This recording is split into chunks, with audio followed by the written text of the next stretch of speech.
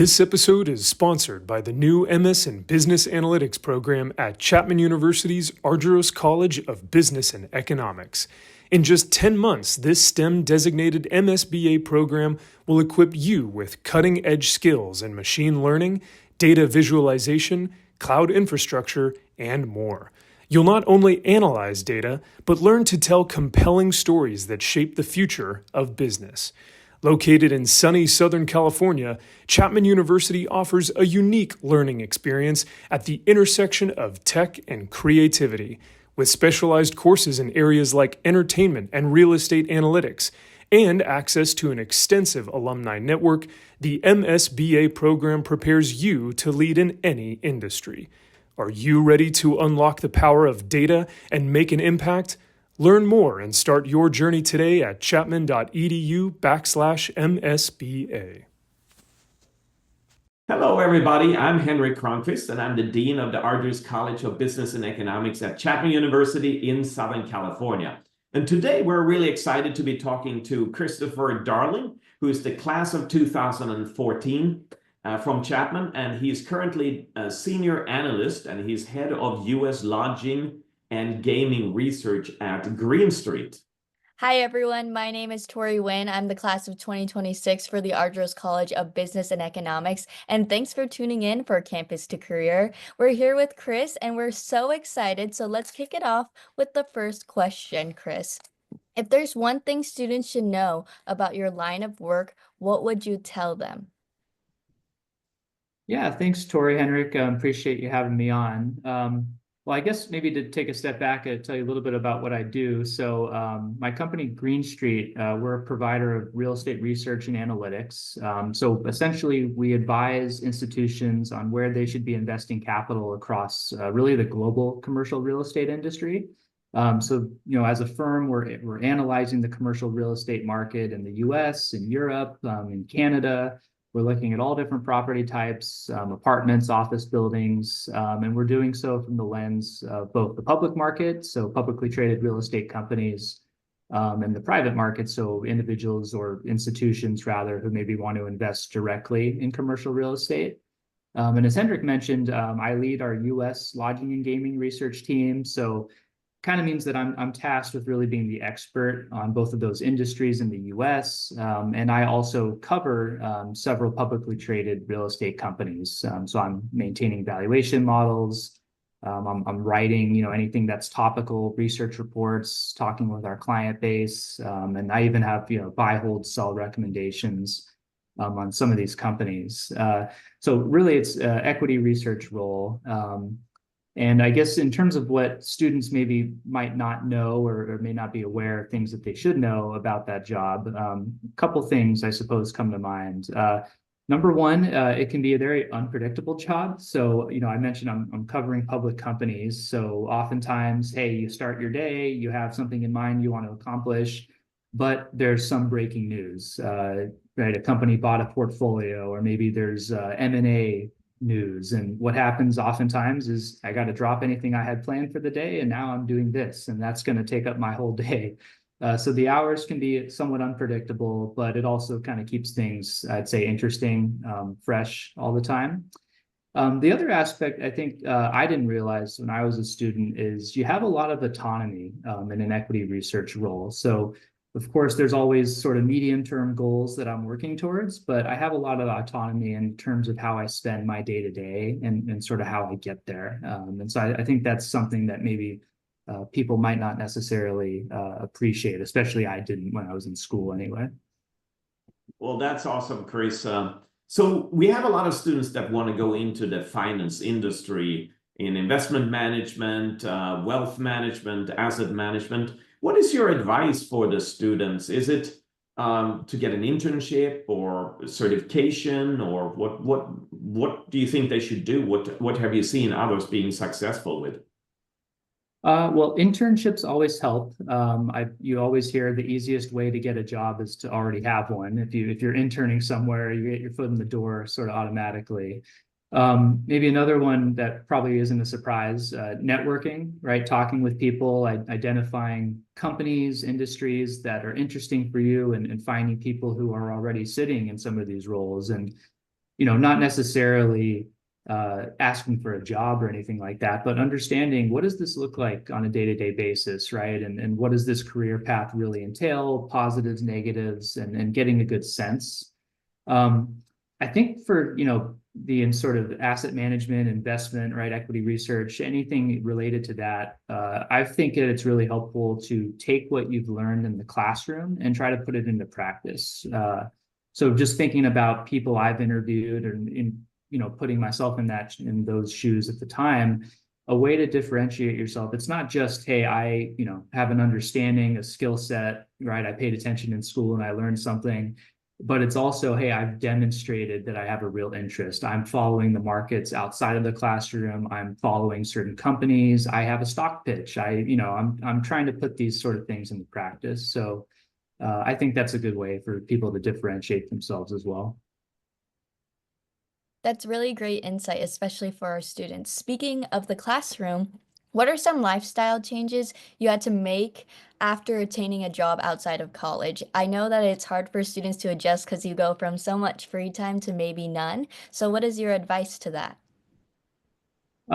Let's see.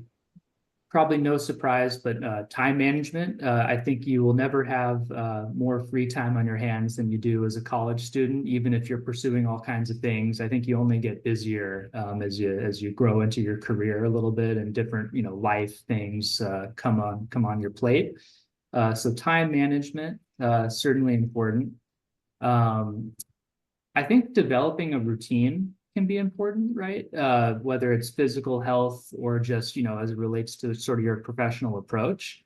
And then the other thing I think I've probably come to appreciate more is being intentional.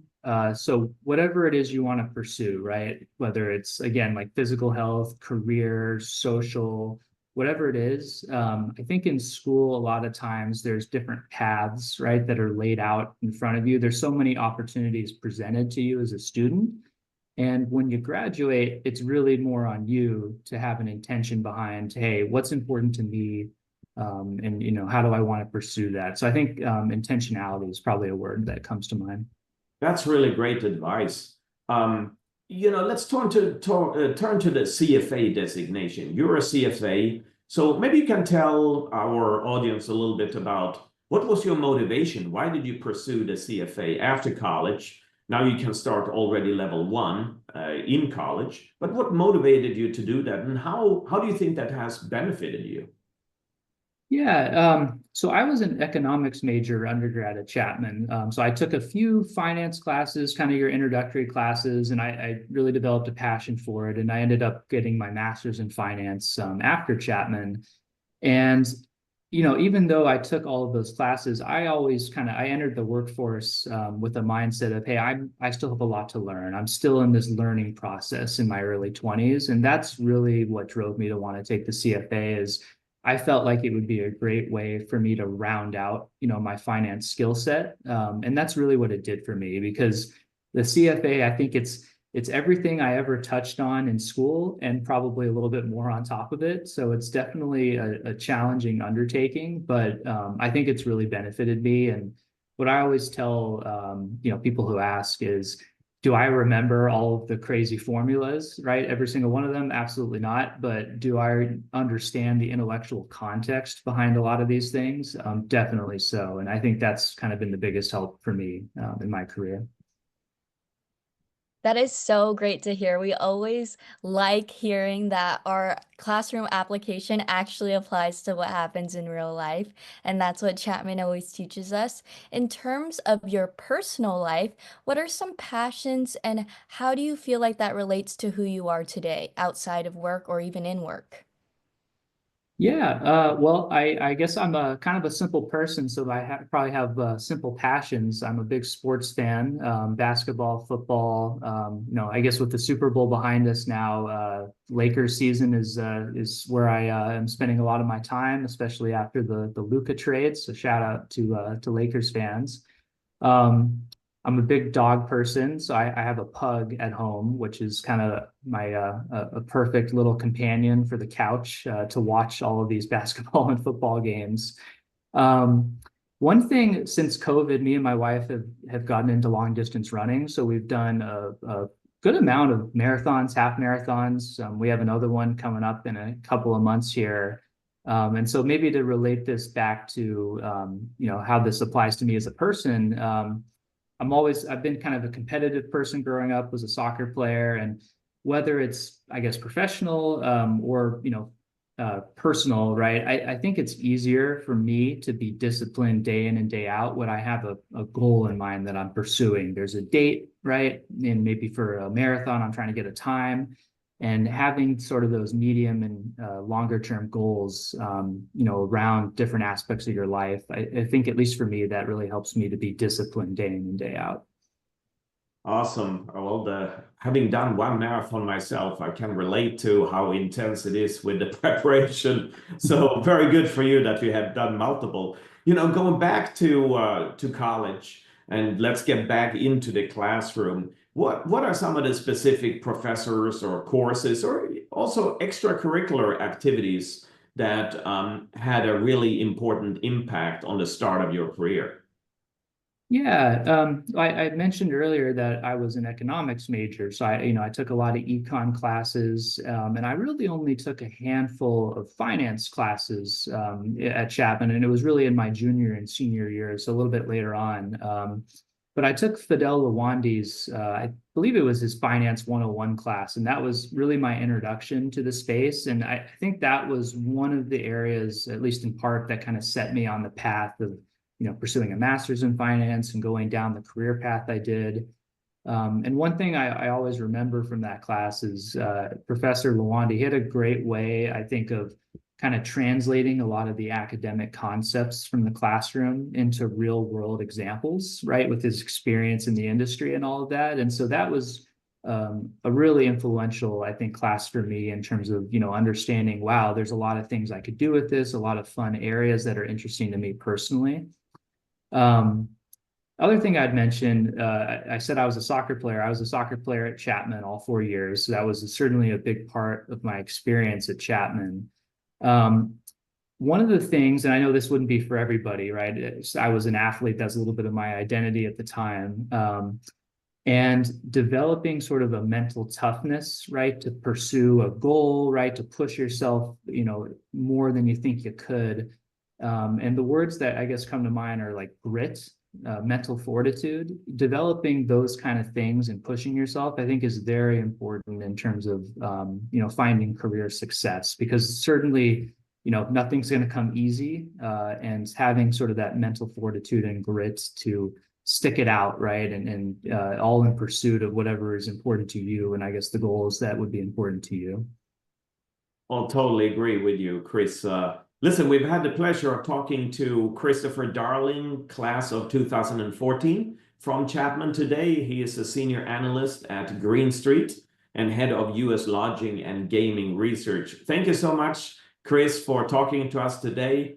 You've had some great success early on in your career, and we look forward to following you in the future as well, as you move forward in the finance and real estate industry. So we look forward to staying in touch with you. Thank you so much.